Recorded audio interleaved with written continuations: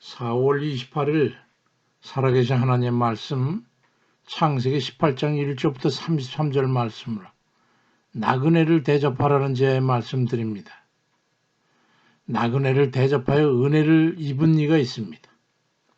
하나님께 은혜를 입은 사람들의 특징이 있지요. 하나님으로 하여금 항상 기억하시게 하는 그 무언가가 있지요. 그들에게는 하나님께서 아주 민감하게 반응을 하십니다. 그뿐만 아니라 그들의 간구를 긍정적으로 항상 들으시지요. 아브라함 같은 이가 그랬고 욥 같은 이가 그러했습니다. 창세기 18장 1절 5절에 보니까 여호와께서 아브라함에게 나타나시니라. 날이 뜨고 장막문에 앉아있다가 눈을 들어본 즉 사람 셋이 맞은편에 섰는데 그가 그들을 보자 곧 장막문에 달려나가 영접하여 몸을 땅에 굽혀 이르되 내 주여 원하건대 종을 그냥 지나가지 마시. 물을 조금 가져올 테니 발을 씻으시고 나무 아래에서 좀 쉬세요. 내가 떡을 조금 가져올 테니 마음을 상쾌하게 하신 후에 지나가세요. 당신들이 종에게 오셨음이니이다. 그들이 이르되 네 말대로 그리하라 말씀합니다. 아브라함은 늘 그렇게 나그네를 지나쳐 보내지 않고 음식과 물을 공급해서 먹고 마시고 쉬어가도록 했습니다. 욥 같은 이도 그랬습니다. 욥기 31장 32절에 보니까 실상은 나그네가 거울에서 자지 아니하도록 나는 행인에게 내 문을 열어주었노라 말씀합니다. 성에 있는 친절과 대접은 반드시 하나님께서 기억하십니다. 아브라함과 욥의 경우와는 반대되는 사람도 있습니다.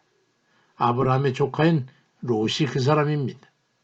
창세기 19장 1절로 3절에 보니까 저녁 때 그 두 천사가 소돔에 이르니 롯이 그들을 보고 영접하여 종의 집에 들어와 발을 씻고 주무시고 일찍 일어나 갈 길을 가십시오.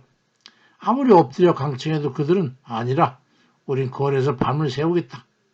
롯이 간청함에 그제서야 돌이켜 그 집에 들어갔지만 롯이 그들 위해 식탁을 베풀고 무교병을 구우니 그들이 먹으니라 말씀되어 있습니다. 배고픈 저녁 때에 방문했는데 밀가루 떡 몇 개가 무엇입니까? 하나님의 사자에게. 아브라함은 그러지 않았습니다. 창세기 18장 6절에 보니까 아브라함이 급히 장막으로 가서 사라에게 이르되 속히 고운 가루 세스알을 가져다가 반죽해서 떡을 만들라고. 아브라함이 또 가축 떼에 있는 곳으로 달려가서 기름지고 좋은 송아지를 잡아 하인에게 주니 그가 급히 요리한지라. 아브라함이 엉긴 젖과 우유와 하인이 요리한 송아지를 가져다가 그들 앞에 차려놓고 남말에서 모셔 옆에 서서 그들이 있으니까 먹으니라 말씀합니다. 얼마나 아름다운 모습입니까? 맛이 나지 않을까요? 롯이 나그네 대접하는 자세와 아브라함이 나그네 대접한 자세를 대조를 이루지 않습니까? 아브라함은 최선의 음식 재료를 가지고 지극정성을 다해서 옆에서 그저 기꺼이 호기로운 마음 모습으로 시중을 들으면서 친절히 대하는 그 모습과 딱딱한 밀가루떡 몇 개 구워가지고 마지못해 내놓고 먹으라고 하는 그 롯의 마음과 우리는 그 모습에서 고소를 금치 못하게 됩니다.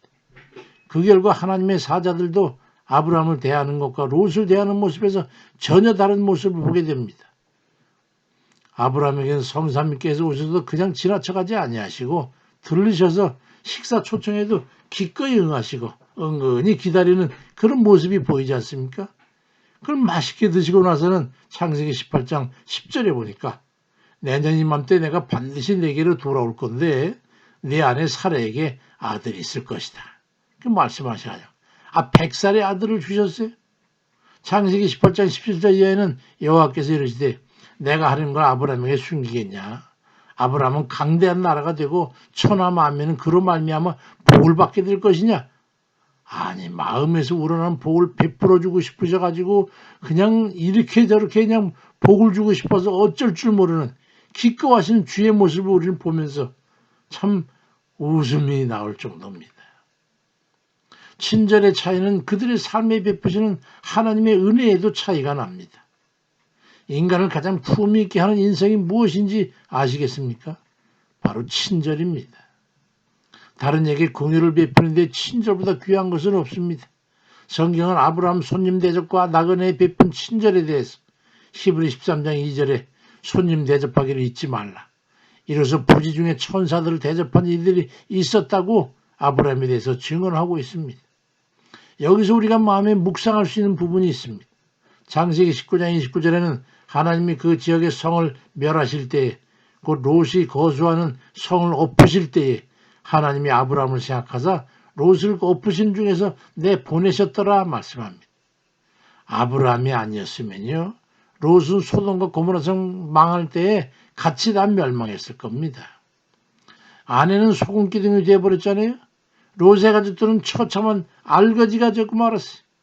딸들과 근친 생활을 하고 술 취해가지고 말이죠.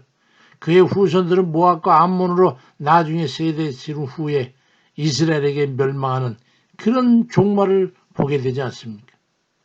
주님께서는 이와 같은 인과관계성 인지상정에 대해서 아주 명백하게 말씀합니다. 누가복음 6장 31절에 남에게 대접을 받고 싶으냐? 그러면 너희도 남을 그렇게 대접하라고 말씀합니다. 이걸 잊지 마시길 바랍니다. 인색함이야말로 인간을 가장 비인간화하는 초라한 모습입니다. 이것은 인간관계에서만 적용되는 게 아닙니다. 하나님 앞에 취할 수 있는 가장 천시받는 인간의 행위 중에 첫 번째가 인색함입니다. 그런 사람은 기도도 소용없어요. 하나님이 듣지 않으십니다. 하나님 앞에 들어지는 이와 듣지 아니하는 자의 차이에는 두 가지가 있습니다. 하나는 인색함과 탐욕입니다. 이 둘은 세상에서 가장 가까운 패거리라는 것을 알아야 합니다. 고린도후서 9장 7절에 각각 그 마음에 정한 대로 할 것이요 인색함으로나 억지로 하지 말지니 하나님은 즐겨내는 자를 사랑하시느니라 말씀합니다. 하나님 앞에서 인색하면 인생에는 거둘 게 없어요. 인생에서는 인색한 자의 그물에는 잔챙이만 걸리는 겁니다. 친절함과 정성 어린 대접으로 하나님과 또 이웃에게 존중이 여김받는 그런 복된 이들 다 되시길 주의 이름으로 축원드립니다. 아멘입니다.